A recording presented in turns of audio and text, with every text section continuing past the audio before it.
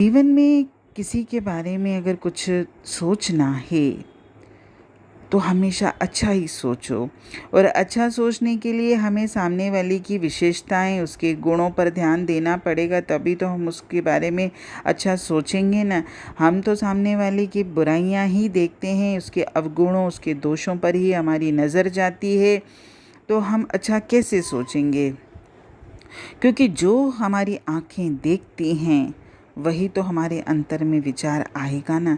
अच्छा देखेंगे तो हमारे विचार भी अच्छे आएंगे, अगर हम गलत देखेंगे तो हमारे विचार भी गलत दिशा में ही आएंगे। अपनी आँखों को हमेशा स्वच्छ और पवित्र रखिए, क्योंकि हमारी आँखें हमारी आत्मा की खिड़कियाँ हैं। कभी भी इन खिड़कियों को गंदा न करिए।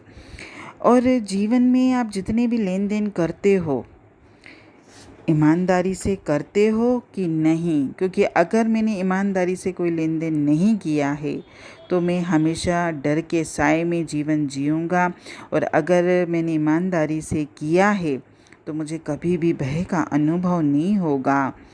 बुराई के विचार मत करिए, बुराई का चिंतन मत करिए, क्योंकि बुराई का चिंतन करने से बुराई हमारे मन में घर कर जाती है। हमेशा प्रेम देना सीखिए, और जहाँ प्रेम होगा वहीं शांति होगी, जहाँ प्रेम नहीं होगा वहाँ शांति पवित्रता हो ही नहीं सकती।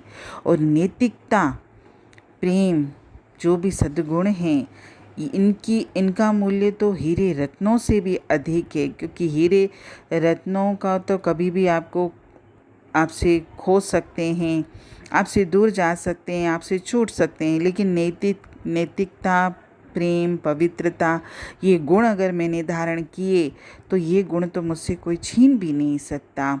और ये गुण ही मुझे संतुष्टि प्रदान करते हैं, मुझे संतोषी बनाते हैं, और मुझे प्रभु का प्रिय बनाते हैं, इस जगत का भी प्रिय बनाते हैं। जिस व्यक्ति ने प्रशंसा करना सीखा है वो भाग्यशाली है, और जिसने ईर्ष्या द्वेष करना सीखा है वो अभागा है। कभी भी अहम भाव में मत रहिए, क्योंकि अहम भाव से ही हमारे अंदर अहंकार पैदा होता है। अपने अंदर जितने हम दिव्य गुणों को धारण करेंगे उतने ही हम उस ईश्वर के समीप जाएंगे, और जितने हमारे अंतर में विकार होंगे उतने ही हम उस ईश्वर से दूर जाएंगे।